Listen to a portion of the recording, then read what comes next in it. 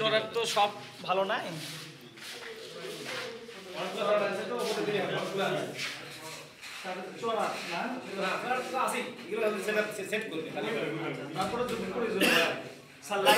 Lighting plus কারেন্টের যে বিষয়টা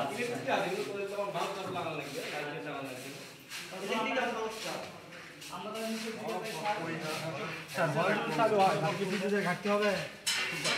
বিদ্যুতের সমস্যা হচ্ছে ভাই, হয়েছে ওটা যারা ঘাটতি ছিল।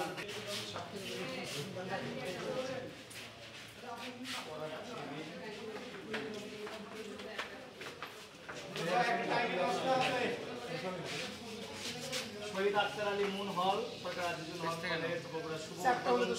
উদ্বোধন করেছিলেন জনাব তারেক রহমান, তৎকালীন সিনিয়র মহাসচিব বাংলাদেশ জাতীয়তাবাদী দল বিএনপি। বাংলাদেশ 2006 আসেন তো। হ্যাঁ, যে আপনি আমাদের হলো শহীদ আখতার আলী মুন হলের জন্য একটা যাচাই বাছাই কমিটি করা হয়েছে, স্বাস্থ্য কমিটি যেটা করা হয়েছে। এই কমিটিতে আহ্বায়ক অর্থনীতি বিভাগের প্রধান আপনার মতিন স্যার, আর আমি একেবারে সর্বনিম্ন স্তরের একজন সদস্য হিসেবে এর সাথে যুক্ত ছিলাম, মানে আসি আর কি। তো এটা আমরা মোটামুটি 3 বার পর্যবেক্ষণ করছি এবং আসছি সরাসরি এখানে দেখছি প্রত্যেকটা রুম খুলে খুলে দেখা হয়েছে। এখানে যে বিষয়গুলো কিছু সুবিধা আছে আবার কিছু অসুবিধাও আছে, সব কিছু মিলিয়ে যদি সংস্কারগুলো করা যায়, বিশেষ করে কিচেন রুম আমরা দেখছি যে কিচেন রুম একেবারেই মানে পুরোটাই সংস্কার করতে হবে। এক 2 নম্বর ডাইনিং, মানে একটা স্টুডেন্ট যখন উঠবে হলে ওরা পরে সবচেয়ে তার জন্য যেটা গুরুত্বপূর্ণ যে ইনস্ট্যান্ট লাগবে, তারপরে একটা খাওয়া দাওয়া গোসল করা অর্থাৎ বাথরুম, ওয়াশরুম এবং থাকার জায়গা, এই 3টে জায়গা যদি মোটামুটি করতে পারে সেক্ষেত্রে আমরা দেখছি কিচেন রুম, এরপর ডাইনিং, এর কোনো কিছু ঠিক নেই। এবার থাকার জায়গাতে হ্যাঁ খাট আছে, অ্যাভেলেবেল খাট আছে, থাকতে পারবে, কিন্তু রিডিং রুমের হলো যে ইয়ে নাই, চেয়ার নাই, টেবিল নাই। স্যার আমি একটা প্রশ্ন করতে চাই আপনাকে, সেটা হচ্ছে স্যার কতদিনের মধ্যে এই সংস্কার কাজটা শেষ করতে পারবেন আপনারা? যদি এখন থেকে না, আমরা বলতে কি এটা প্রশাসন আছে, প্রিন্সিপাল স্যার আছে, আমাদেরকে দিয়েছে যাচাই বাছাই কমিটি যে আমাদের হলে উঠতে গেলে কি অবস্থা আছে হল এবং কি কি লাগবে, সেখানে আমরা একটা রিপোর্ট তৈরি করছি। এই রিপোর্টটা রেডি আছে, সেখানে এই যে মাঠের যে অবস্থা এগুলো আমরা উল্লেখ করছি এবং পুরো বিল্ডিং যে সংস্কার করতে হবে সেগুলো উল্লেখ আছে।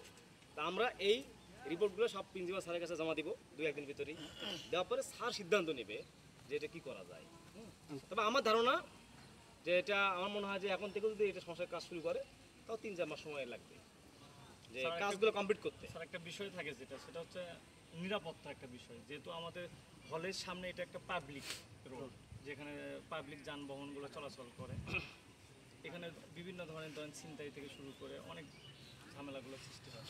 তো এই যে হলটা আমাদের আছে, এই হলের মানে খোলার পর ছাত্ররা কিভাবে নিরাপদে থাকতে পারবে এই বিষয়ে আপনাদের কি কোনো মন্তব্য? না, এটা আসলে অনেক জরুরি বিষয়, কিন্তু সেটা হলো যে একবার স্যারের পক্ষ থেকে প্রস্তাব দেওয়া আছে, এটা তোমার মনে জানো, যে রাস্তাটা যদি কোনোভাবে বাইরে দেওয়া যায় তাহলে তো আমাদের পুরো ক্যাম্পাসের ভিতরে এটা থাকে, যেহেতু সুযোগ নাই স্যার এখন, এখন যদি হল খোলে না, এটা যেটা করতে হবে সামনে থেকে তোমাকে একটা প্লাস্টিক দিতে হবে, সামনে দিক থেকে, মানে 2টা হলে মাঝে মাঝে দেওয়ার দরকার নাই, শুধু সামনে সাইডে আর এই পাশে যদি দেওয়া যায় তাহলে আমার মনে হয় যে মোটামুটি অনেকটা সিকিউর হবে।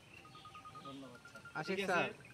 স্যার আপনার থেকে কিছু শুনতে চাই এই হল বলতে। স্যার ওই হলের দায়িত্ব আছে, উনি ওই হলের বিষয়ে বক্তব্য দিচ্ছেন। ও আচ্ছা আচ্ছা, চলো কেটে ঠিক আছে। ওই ক্লাসে মানে একজন তারপর যে আসবে সেগুলো আমি করব। ব্যবহার আছে না, এই জন্য যেটা একেবারে সম্ভব ঠিক আছে, যত দ্রুত খোলা যায় সেগুলো নিয়ে আমরা কাজ করব।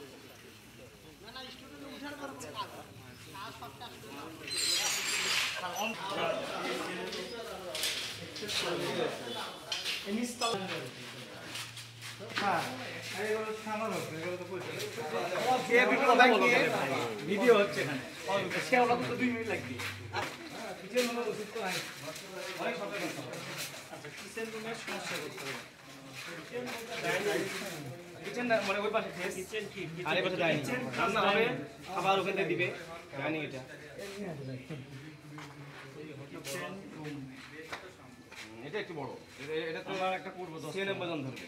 96 হ্যাঁ 96 হ্যাঁ 3 তলা 96 100 জন 8টা করে 96 জন 3 8টা 24 8টা করে 3 তলা আচ্ছা ডাইনিং, তাহলে 32 জন কথা একটা করে 3 তলাতে 96 স্যার 96 জন ছিল এর আগে এখানে, ওই 96 জন হেতু বলতে ঠিক আছে 100 জন ছিল 96 রুম আছে স্যার, সিট হচ্ছে 100 জনের সিট। আর হচ্ছে 2টা রুম হচ্ছে ছাত্রদের, যারা যে যাইতেছিলেন তারা। ওই যে আমাদের সাবেক যে হলের যে সেক্রেটারি ছিল, সে আমার একটা পোস্ট ইউনুস ভাই কমেন্ট করছে 100 জন।